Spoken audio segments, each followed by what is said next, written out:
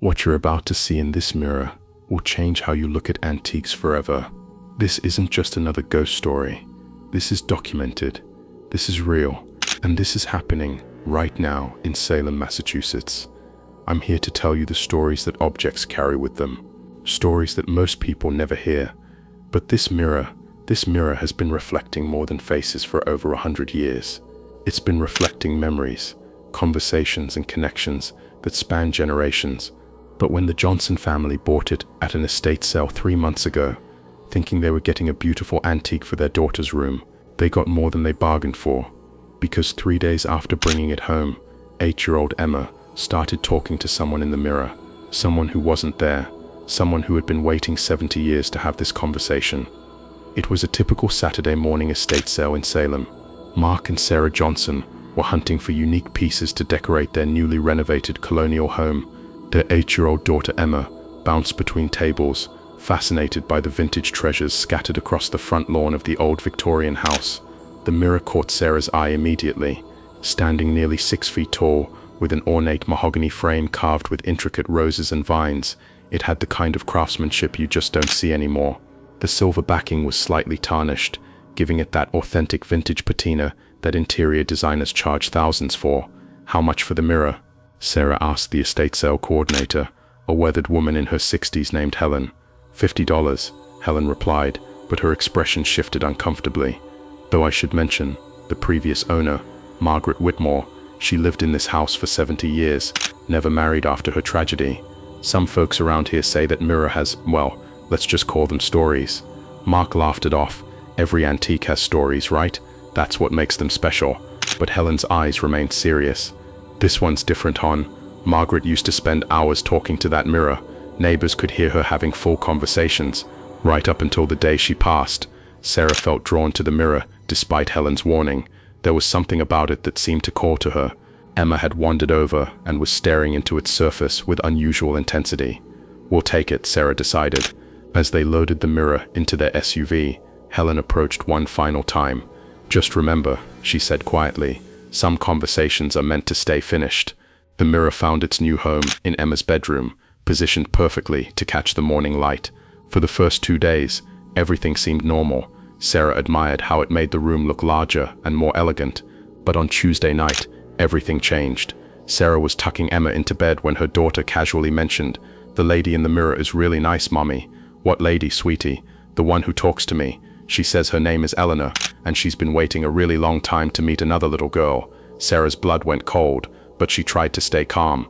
"Emma, there's no one in the mirror. It's just your reflection."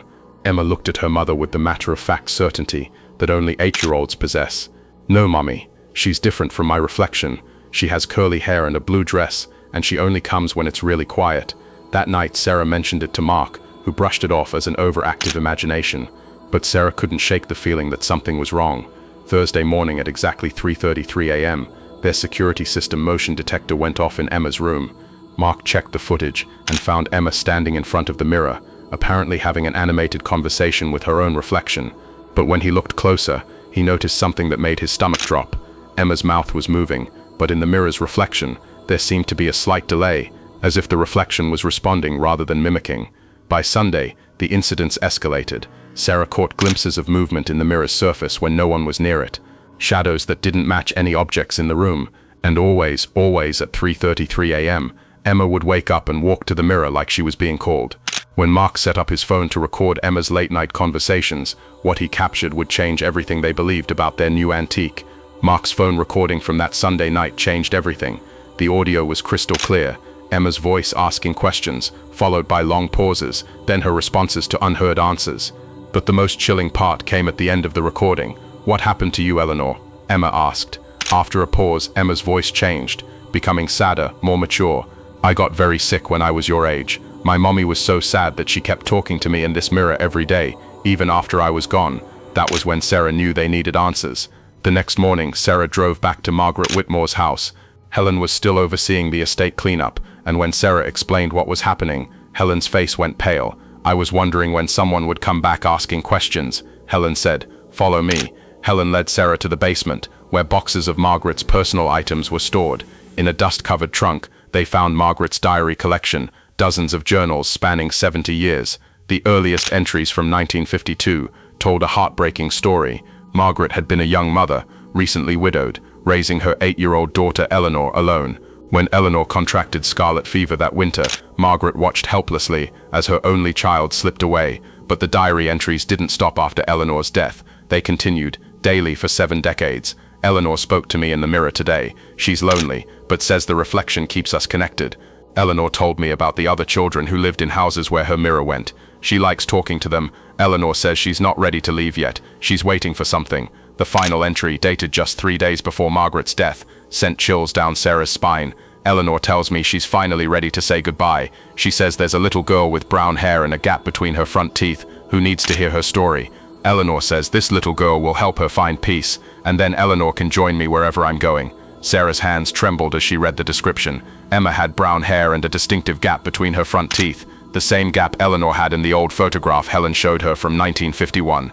The pieces were falling into place, but the most shocking revelation was still to come. Helen pulled out Margaret's final diary entry, the one written on March 15, 2024, the day before Margaret passed away. Her handwriting was shaky but determined. "My dearest Eleanor, after 72 years of our daily conversations, you finally told me what you've been waiting for. You said a little girl with my mother's eyes would come to our mirror, and through her kindness you would find the courage to let go. You described her perfectly. Brown hair, gap-toothed smile, and a heart big enough to listen to a lonely spirit's story. Eleanor, my darling, when you meet Emma Johnson, tell her that love never dies, it just changes form, and tell her that helping you find peace is the most beautiful gift she could ever give. I'll be watching over both of you." Sarah felt tears streaming down her face as she realized what was happening.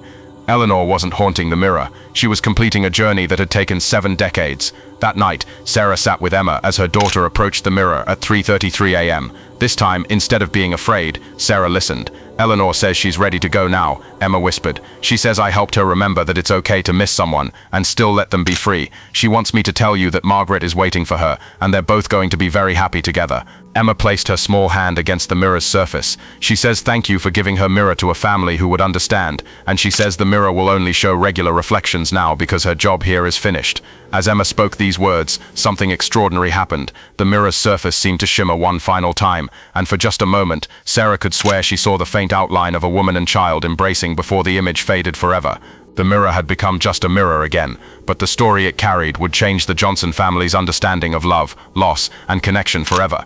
3 months have passed since Eleanor found her peace, and the Johnson family has kept Margaret's mirror in Emma's room.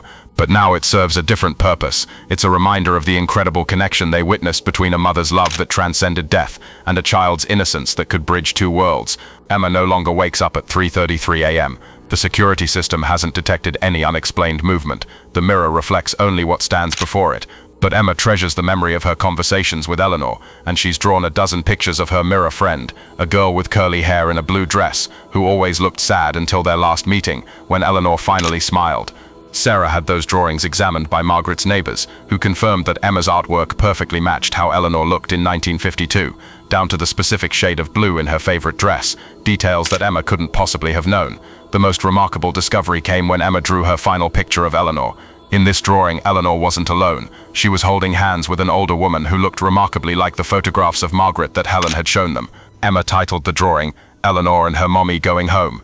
Mark, initially the skeptic, now serves as the story's most passionate advocate. He's documented everything: the recordings, the photographs, Emma's drawings, Margaret's diary entries. He says this experience taught him that some stories are too important and too real to be dismissed as imagination. The Johnson family decided to share their story because they believe others have similar experiences that deserve to be heard and respected. They want people to know that sometimes objects don't just hold memories, they hold love that's still looking for a way to express itself. And if you've ever felt a connection to an antique, if you've ever sensed that an object in your home carries more than just history, maybe you're right. Maybe it's carrying someone's echo, waiting for the right person to help complete their story. What story is waiting in your home?